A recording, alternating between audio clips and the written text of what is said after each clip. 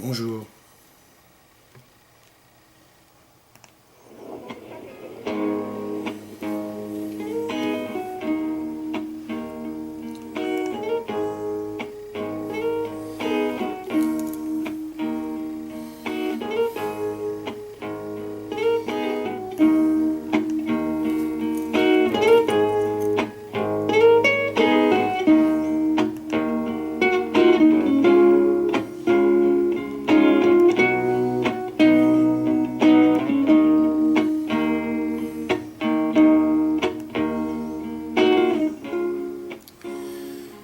La musique que vous entendez, c'est Victor Dem.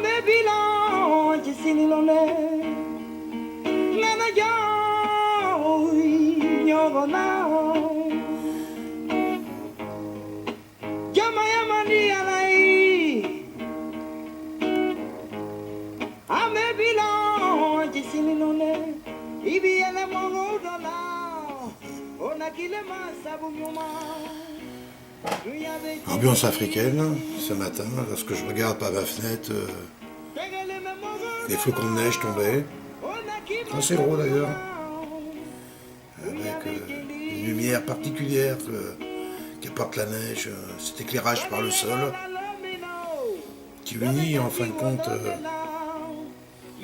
le sol au ciel, la lumière de terre-mer à la lumière du cosmos.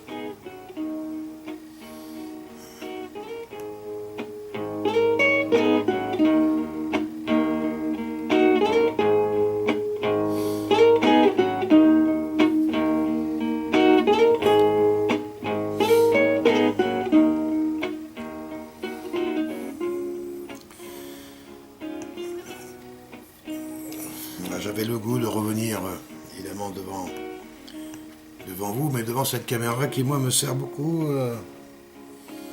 C'est un petit peu comme c'est mon thérapeute, entre autres, la caméra. C'est vrai que d'ailleurs c'est une activité que je voulais développer, vidéothérapeute. Parce que je pense que ça peut aider à s'ouvrir à soi-même. Le fait de parler devant une caméra, même si on sait que la destination est qu'elle soit partagée avec quelques autres, puisque lorsque je fais des vidéos, il y a entre 10 à 20 personnes qui regardent un peu mes vidéos, donc c'est à vous que je m'adresse, et puis à ceux qui seraient de passage éventuellement, mais je m'adresse avant tout à moi, sans égoïsme, parce qu'à vrai dire,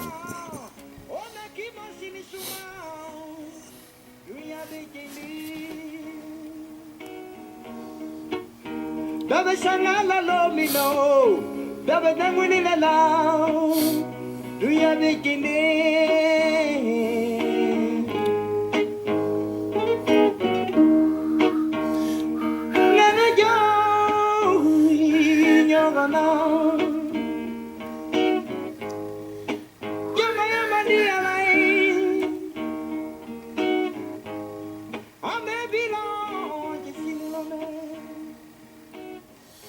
une belle comptine pour cette journée.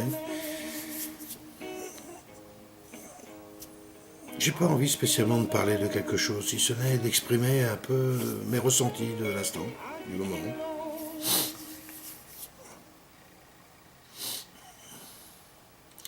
Oui, je ressens...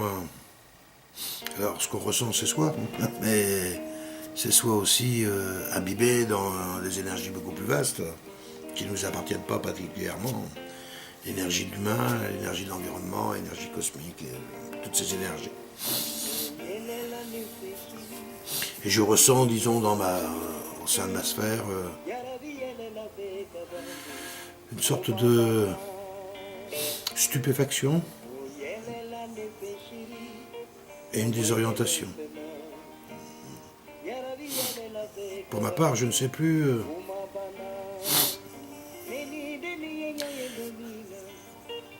où est le message, quelle qualité de message je dois porter. Au fond de moi, je ressens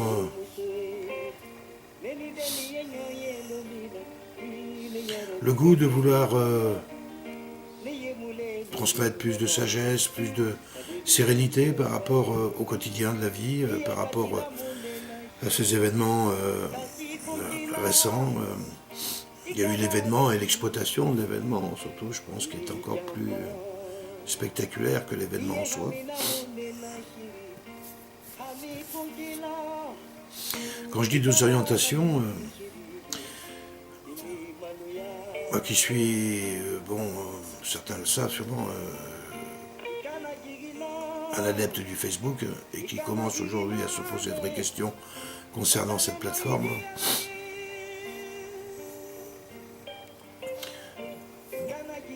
Sur ma page Facebook, où circulent beaucoup d'amis, on peut dire que le thème essentiel qui est exprimé, ce sont des pensées spirituelles, le travail de l'esprit, le travail de l'énergie, avec toutes ces expressions galactiques, intraterrestres, religieux, bouddhistes, chrétiens, musulmans, etc., etc. Mais l'esprit, on peut dire en gros, est spirituel. Et le message que je perçois chez beaucoup d'entre nous, et qui devrait être le mien aussi, la paix. Ce sont des messages de paix. Que des messages de paix. Bon, il y a un peu de Yakai Faucon, mais pourtant, au fond de moi, c'est pas ce que je ressens. C'est pas cette énergie que je ressens. Je vois bien que c'est celle qui s'exprime à travers beaucoup de textes, des images, comme d'habitude, mais c'est pas ce que je ressens. Je ressens de l'inquiétude. C'est-à-dire l'inquiétude, c'est l'espace où l'inquiétude n'est pas. Et l'espace où l'inquiétude n'est pas, c'est lorsqu'on n'est pas dans la présence. L'émotion. L'émotionnel. Qui a cette capacité de nous déplacer par rapport au centre, un peu comme le vent. Ça nous brasse, ça nous couche, et puis si on est bien enraciné avec une tige solide, on se redresse, on revient en été, et puis si la tige est fragile, ça peut casser. Puis si on n'est pas bien enraciné, ça peut se déplacer, peu importe, c'est l'émotion. Je ressens beaucoup d'émotions.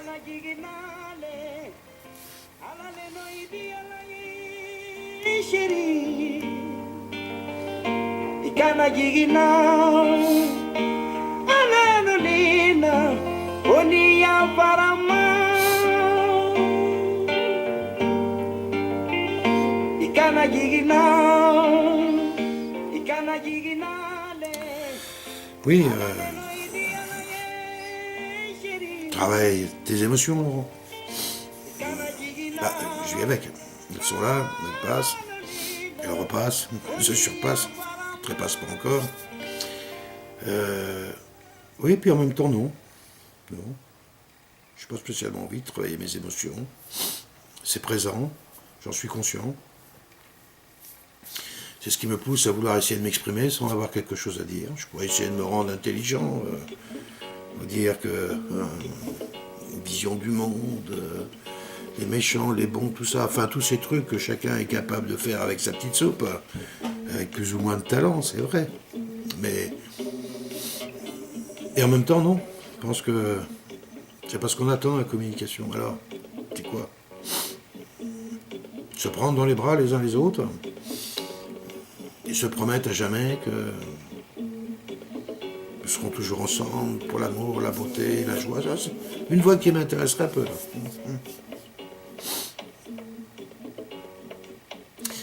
En même temps, oui, on peut faire des prières, beaucoup de prières, c'est bien la prière, on peut se mettre en méditation et en spiritualité. Pour moi, la spiritualité, c'est quelque chose d'intime, ça relève de l'intime. Et le social, c'est ce qui n'est pas intime. Et les deux sont tout à fait liants. On peut être dans une réflexion politico-sociale sous un regard spirituel. Krishnamurti en avait fait la démonstration, et plein d'autres. Je dis Krishnamurti parce que c'était un des hommes qui m'ont apporté le plus sur le plan de l'éveil lorsque j'ai commencé à me réveiller un peu.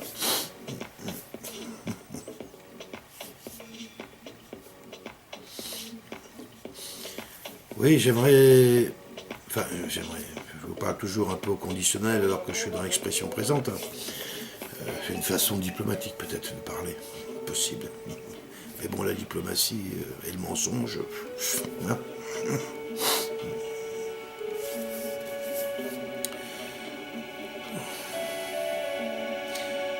Une société, je voudrais vous parler d'une société, une civilisation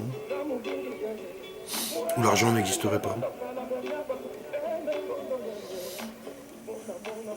Ne croyez pas que ça soit possible? J'ai essayé de vous montrer que on peut en tout cas essayer de le mettre sur son cœur.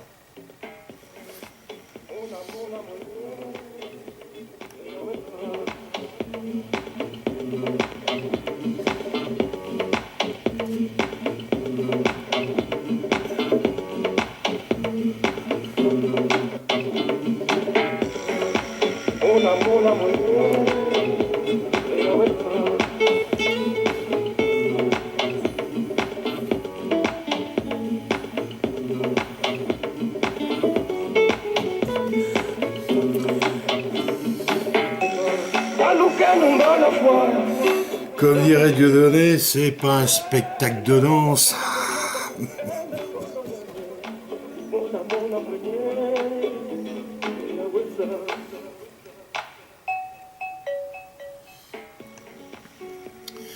Oui, une société sans argent, imaginons-la.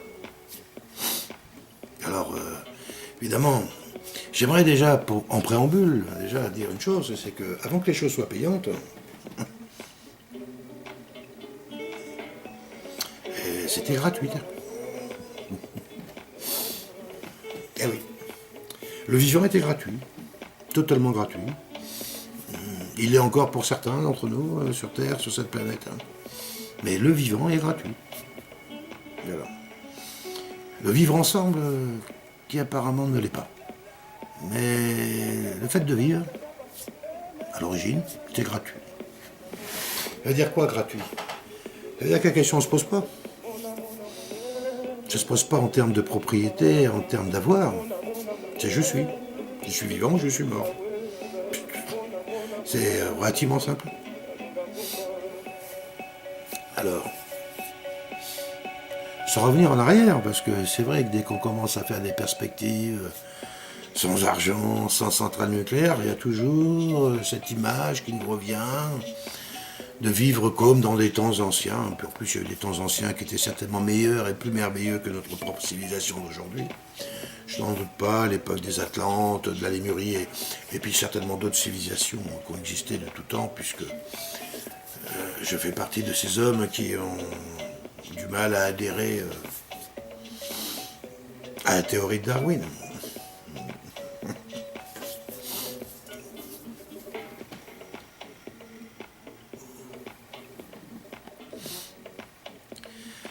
L'argent, si on regarde comment il fonctionne ni plus ni moins à alimenter les poches de celui qui le crée. Si on regarde bien, il y a des gens qui ont accès à la fabrication, à la création, peu importe, de l'argent, mettent ça dans un circuit, et hop, tout le circuit est alimenté avec leur bout de papier, et à la fin, cet argent leur revient, et ça leur permet de capturer toutes les richesses qui correspondent à ce mouvement. Alors évidemment, chacun d'entre nous capture la richesse de l'autre, qui capture la richesse de l'autre, qui capture la richesse de l'autre, et ainsi de suite. Jusqu'à ce qu'à un moment, il n'y a plus de richesse du tout à capturer, et donc on commence à capturer le vivant. Ton droit de vivre. Paye ton droit de vivre. Voilà. Ben, le droit de vivre, c'est vivant. Voilà.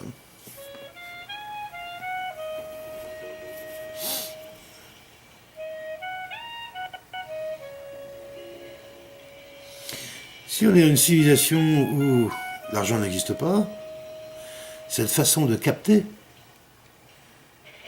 la richesse de l'autre ne se fait pas. l'avoir de l'autre, parce que la richesse, on va parler d'avoir. Maintenant, on a besoin de partager des choses en commun. On peut comprendre, hein, des routes, des hôpitaux, je ne sais trop quoi, encore des écoles, si encore l'école est nécessaire, parce qu'il faut bien imaginer qu'une société qui vivrait sans argent est une société qui est basée sur la confiance, le respect et l'accueil. Il ne peut pas en être autrement. On ne peut pas être dans une société sans argent et que la confiance n'est pas là, parce qu'autrement, la confiance en qui? Ben en soi déjà. La confiance en soi, la confiance en l'autre.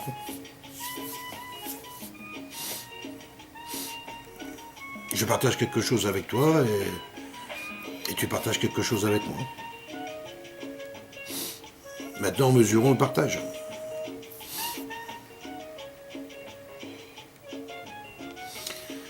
Je crois que quelque part, il y a une chose qu'on a amenée dans la pensée des hommes récemment dans nos mondes, dans nos démocraties, c'est cette idée de égalitaire.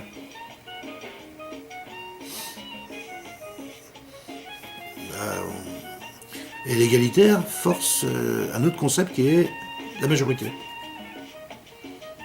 C'est un peu paradoxal parce que d'un côté il y a l'égalité, puis de l'autre côté il y a la majorité.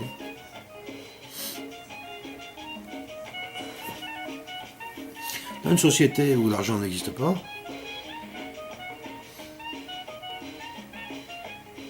il n'y aura pas de criminalité qui est liée à celle-ci. Donc il y a déjà beaucoup de services publics qui tournent autour et sont grands. Tous les officines de contrôle, de répression, d'incarcération, de justice, c'est énorme dans nos civilisations, c'est énorme. Envolé, il n'y a plus. Resteraient les soins, l'enseignement et les activités qui sont afférentes à la vie. Se loger, se nourrir, se vêtir, se cultiver, s'amuser, jouer, aimer. On verra sur cet aspect des choses, c'est assez facile de vivre entre nous sans argent. Alors pour pouvoir arriver à une société qui vivrait sans argent, il est aussi nécessaire qu'apparaissent d'autres choses en même temps. Conscience. Et oui, du jour au lendemain, comme ça, claquerait des doigts, ça paraît inconcevable. Même s'il y a des expériences, c'est en Allemagne, en Suisse, il y a eu des colloques de réflexion qui ont été faits. Il y a eu un très beau film qui tournait sur Internet, sur la gratuité, qui donnait la parole à tout le monde.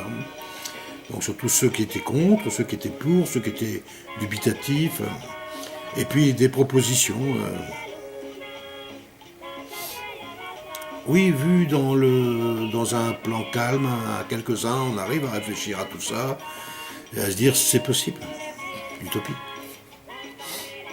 Mais il me semble que quelque part, il est nécessaire que ça concerne tout le monde, l'humain dans sa généralité.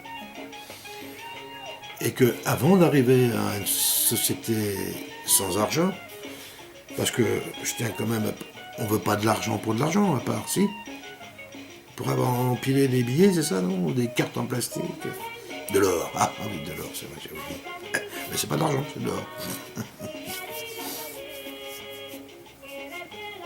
Ce qu'on veut en général, c'est ce que l'argent nous permet d'avoir.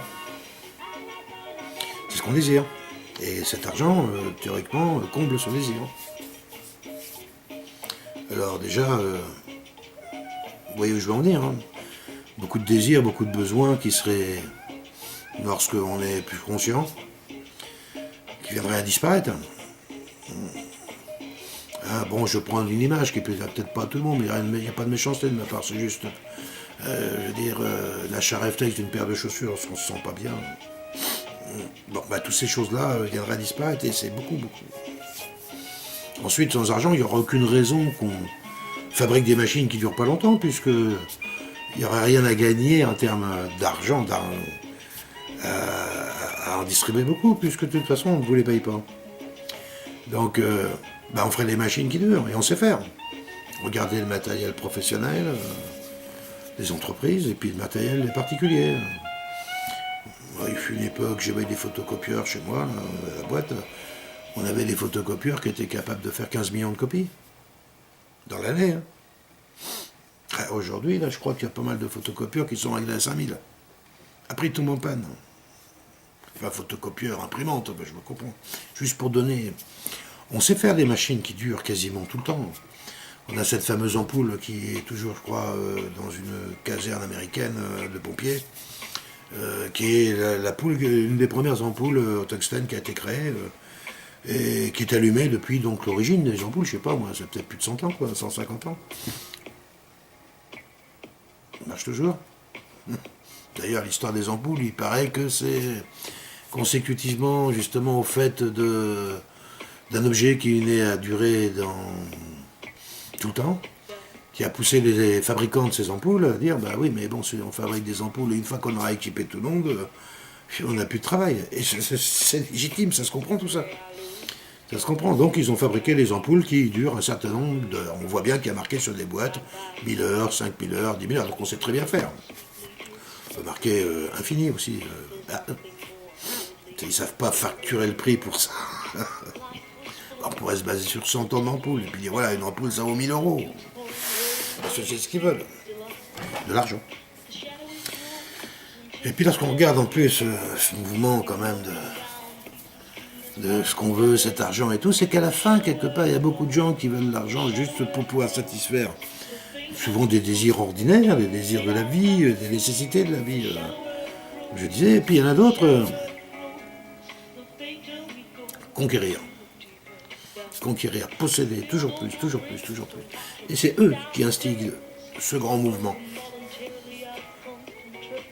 Je dis que notre civilisation ne pourra accéder à un monde plus vaste et plus grand si on ne passe pas par l'abandon de tous les outils de compétition qu'il y a entre nous. Il n'y a pas de compétition dans la nature, il n'y a que de la vérité. Il n'y a aucune compétition. Des mâles qui se battent pour une femelle, on va parler de nature. Des compétitions... dans notre société, l'argent favorise les compétitions. Peut-être déjà moins d'argent, on supprimerait les compétitions.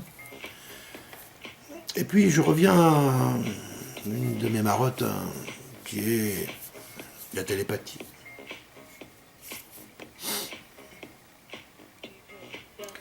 Former, reconnecter les humains à l'acte télépathique. De manière à éradiquer quelque chose qui favorise le monde de l'argent, c'est le mensonge, le secret. Le secret. On a tous des secrets, qui sont tous les mêmes. On va pas trouver 10 millions de secrets différents. C'est tous les mêmes, mais c'est les secrets. Voilà. Par la télépathie, bon, j'avais déjà fait une vidéo là-dessus. Comment on arrive à ce résultat. Et c'est quelque chose de très accessible. Maintenant, il faudrait une volonté, bien sûr. Mais on pourrait démarrer par, justement, contrairement à l'argent, on démarrait que par un petit endroit et qu'on essaierait de s'aimer. Ça a essayé d'être fait, et puis on voit bien que ça va nulle part. Par la télépathie, par contre, si on avait démarré dans une petite zone, naturellement, elle viendrait se développer. Et très vite. En une ou deux générations, les hommes auraient retrouvé leur pouvoir télépathique. Leur pouvoir de communication, ça c'est gratuit, la télépathie. Il n'y a pas d'abonnement pour ça. Et ça communique tout aussi bien. Même mieux.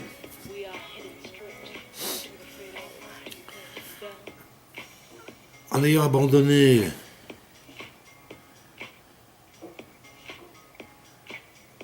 ou en ayant retrouvé notre pouvoir télépathe, et puis l'ubiquité, et puis d'autres, on en a d'autres des grands pouvoirs humains, on pourrait revenir facilement, justement, vers une société où l'argent n'est pas.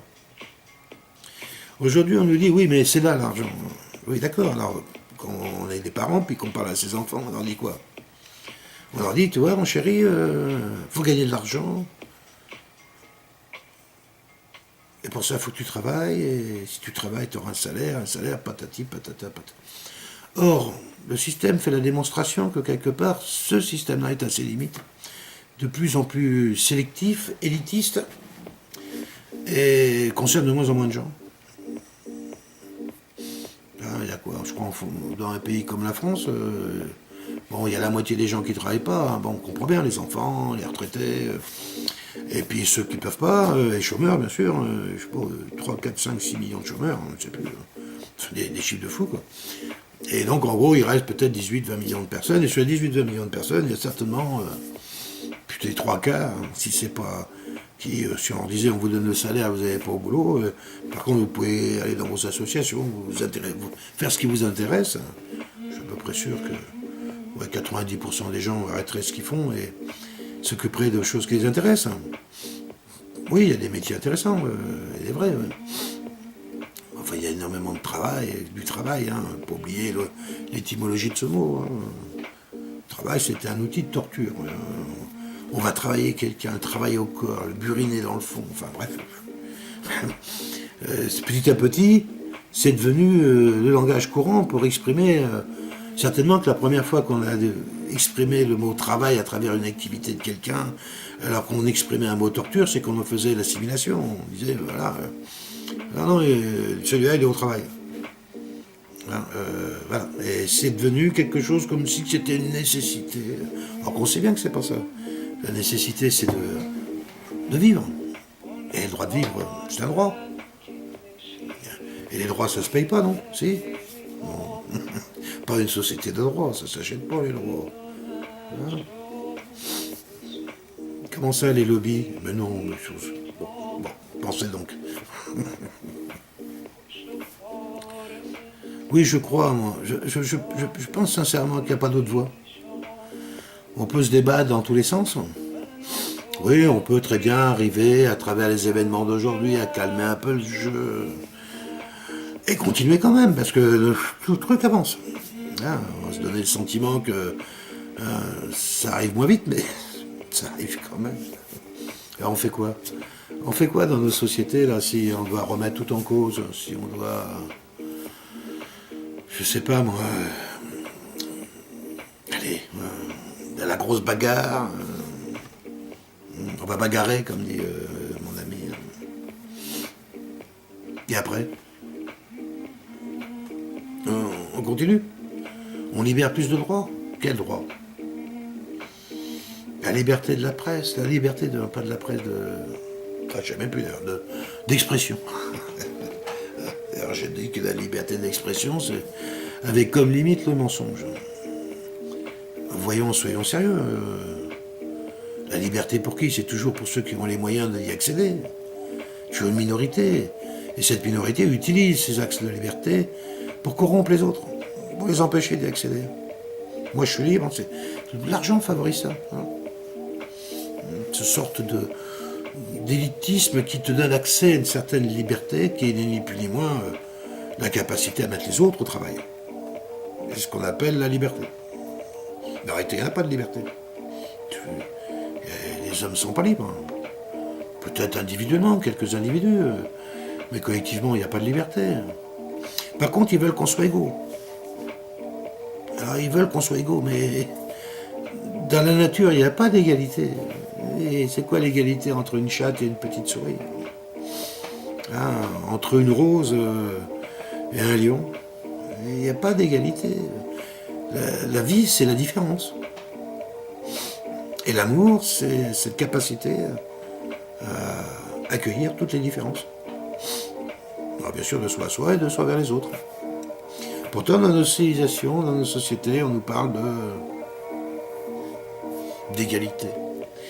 Puis la fraternité, j'ose même pas employer le mot, tellement que ça donne envie de vomir lorsqu'on voit comment c'est. Si on sort un petit peu de chez soi, qu'on regarde plus grand, il n'y a aucune fraternité, aucune. Même des gens entre nous. Il y en a peut-être où il y en a le plus de fraternité, c'est justement dans les contrées qu'on massacre hein, et qu'on veut détruire à tout prix. Comme si que quelque part elle portait un mauvais message. Pour l'argent. Pour le fric. C'est toujours pour le fric. hein, pour que nous, on ait des grosses voitures et qu'on puisse mettre du carburant dedans, changer de pantalon tous les mois et de slip tous les jours. Oui, je suis peut-être un peu... paraît un peu amer ce que je dis, mais oui, mais c'est ça pourtant. On peut avoir des messages de spiritualité en disant, oui, mais nous, tout ça, machin, oui. Et dans le quotidien, comment tu pratiques ton quotidien? Avec bienveillance, c'est vrai, détachement. C'est vrai que quand on met du carburant dans sa voiture, c'est quand même difficile en même temps d'imaginer que ce pétrole est en train de carrément détruire presque tous les pays en voie de développement, quoi. Donc c'est vrai qu'on ne fait pas le rapprochement. C'est vrai qu'on a besoin, nous, d'aller là-bas. Peut-être qu'eux aussi, hein, d'ailleurs. Et le pétrole? Pourquoi ça existe, le pétrole? Pourquoi du pétrole? Pourquoi pas l'énergie libre? Parce que le pétrole, c'est le pognon, l'argent. Toujours. Toutes ces différentes églises religieuses qui fonctionnent actuellement en Afrique, alors il y a les avenues où il y a quasiment 10 temples. Alors, machin qui fait ça, l'autre, l'autre, bref, on n'y comprend même plus rien, mais il y a bon, ça remplit bien. Pareil. Pour le pognon. C'est quoi qu'on fait pour gratuité? Un sourire à ses parents, l'amour à sa femme, partager un repas avec ses amis. On en fait des choses gratuites. On en fait. Mais elles sont restreintes. Très restreintes. L'essentiel de notre activité est payante. Aujourd'hui, on arrive à passer quasiment une journée entière à être dans du payant. Est-ce que c'est un modèle qui doit... J'entends bien que s'il y avait, ça m'étonnerait, quelques bourgeois qui m'écoutent, je ne dois pas faire partie du tout de leur centre d'intérêt. Et puis si j'étais à leur place, c'est sûr que moi non plus, ça ne m'intéresserait pas. Mais moi, je m'adresse à des gens certainement qui ont des petits revenus, une petite rente, enfin bon, pas grand-chose. C'est à nous de réfléchir à ça. Qu'avons-nous à perdre à essayer d'aller vers ces voies de la gratuité? Moi, quand j'étais gamin, énormément de petits services étaient gratuits. Je ne peux pas vous les dire, on appelait ça solidarité, on appelait ça fraternité. Et beaucoup de choses étaient gratuites. Énorme. À un point tel que j'ai eu la chance de passer 4 années dans une ferme, quand j'étais gamin, une famille de paysans. Je pense qu'au sein même de l'activité de cette ferme, très confortable, hein, l'argent n'existait pas. Il existait à terme, c'est-à-dire que lorsque le paysan vendait ses vaches, son lait, les blés, les betteraves, je sais pas, enfin tout ce qu'on faisait, le vin, on faisait tout d'ailleurs. À un moment, il y avait de l'argent. Mais cet argent, vous savez ce qu'ils en faisaient? Puis hop, sous le drap, ça servait à rien. Et dès qu'ils pouvaient le transformer en or, et ils remplissaient les jarrons, ils planquaient ça dans les cheminées. Ça ne servait à rien. C'était au cas où. Ça servait au cas où. C'était dans la tête, oui, un peu d'or, au cas où. Mais ça ne servait pas à l'activité des hommes. Je parle d'un temps où 90% quand même de l'activité, par exemple en France, était paysanne. C'est-à-dire tout le monde était paysan. Tout le monde. Mais il n'y avait pas besoin d'argent.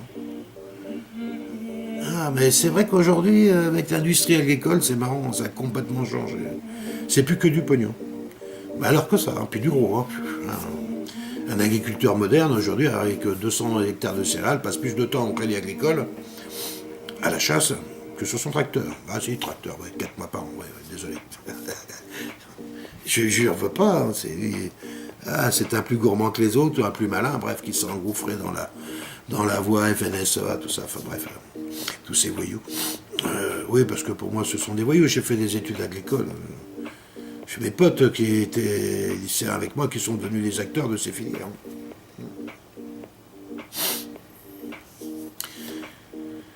Je crois à la gratuité, ne serait-ce que pour le message. De transmettre, je vois par exemple en termes de thérapeutique, Dès que quelqu'un s'éveille un petit peu, tout de suite hop, il veut vendre. Il veut vendre ses soins. Bah oui, c'est vrai que le médecin, lui, là-bas, il facture bien. Pourquoi moi je facturerais pas? Bah oui. Quand il y a des petites dames à traverser la rue, s'il y a beaucoup de petites dames à traverser la rue, j'ai peut-être l'occasion de développer un business, on va savoir. Là, 1 pièce ou 2 pièces la traverser, peut-être un truc. Faut réfléchir. Comment ça, on donne la main à la dame? Donner la main à quelqu'un? Oh, encore? C'est la préhistoire, ça, non?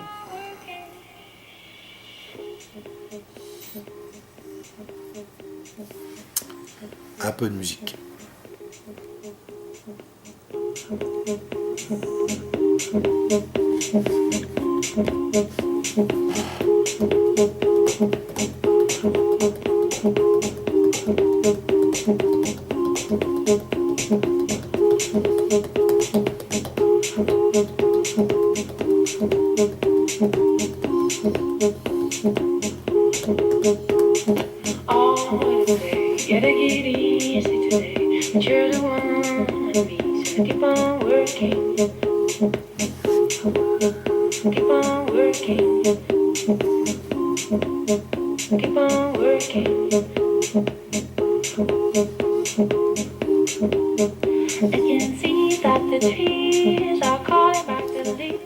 Allez, ferme ça, comme allez, mon ami Diodo.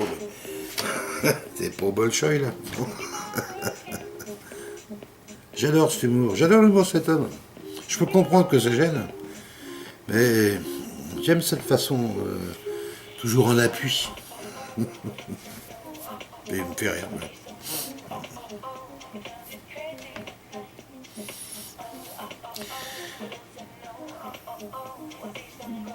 Parler et exprimer le message de la gratuité, c'est déjà diffuser quelque part du gratuit.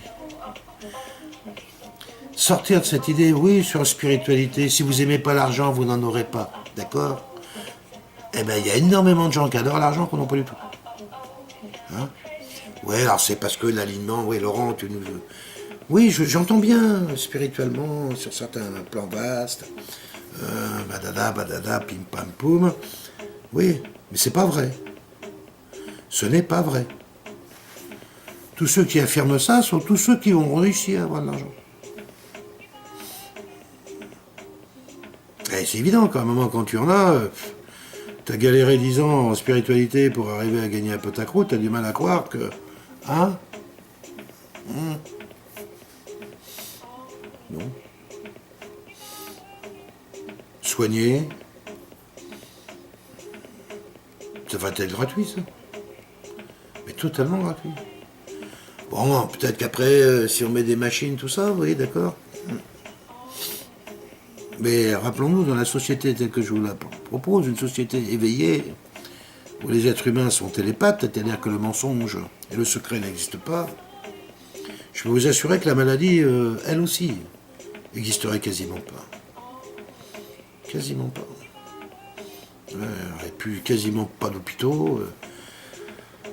On aurait une capacité de soins extraordinaire, puisque notre taux vibratoire serait d'un niveau tellement élevé que il suffira de rentrer en présence avec certains types de vibrations ou d'énergie pour que notre corps, qui a cette capacité extraordinaire de tout refaire, de tout resynthétiser, de s'auto-réparer, bien sûr, il est fait pour. Totalement pour, il n'y a pas besoin de tous ces trucs-là. Non. Et puis il arrive à des fois qu'à un moment, c'est qu'il est temps de partir. Hein. Ça arrive. Et ça fait partie du mouvement de la vie. On le voit bien dans la nature sauvage, hein, les animaux, ils ont une sorte de date de péremption. Mais en attendant, ils ne vont pas chez le médecin. Ils vivent pas, mais l'éléphant, ça vit 100 ans, 150 ans, 200 ans. Peut-être que ça pourrait vivre plus longtemps, je ne sais pas, mais...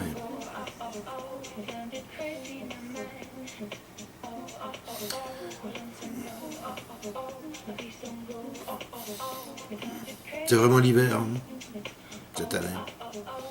Je regarde la neige tomber. Tout est blotti, confortablement au chaud. Ça me fait penser à l'image d'un Loir dans une pile de draps, ou d'un écureuil dans le creux de son arbre, ou d'un bel ours au fond de sa tanière. Moi, avec le loup sous la couette, on hiberne. On attend le printemps. Voilà, je vais rester là sur ce petit sujet. Je ne sais pas si j'ai bien été explicite, je voulais juste exprimer ça. Parler un peu de gratuité, puis parler tout court.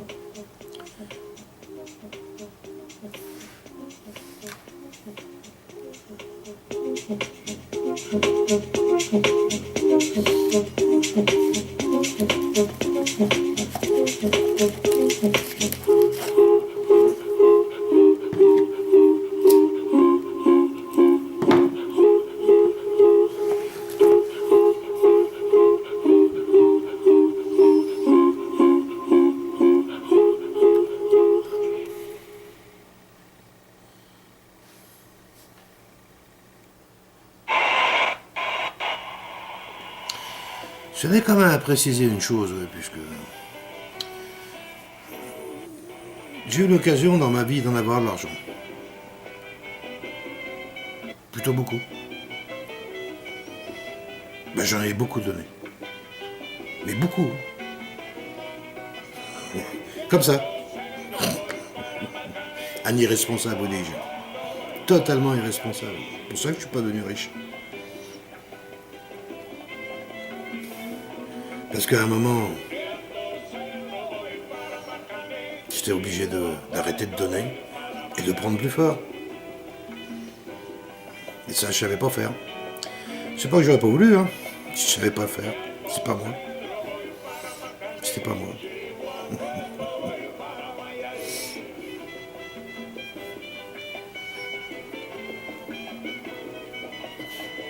Et c'est pour ça que je me sens légitime de parler de la gratuité. Vraiment.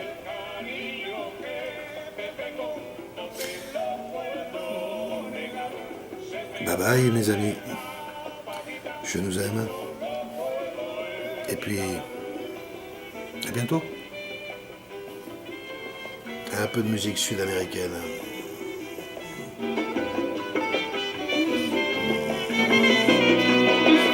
Ça doit être Buena Vista Social Club. Les pépés cubains qui... Bon.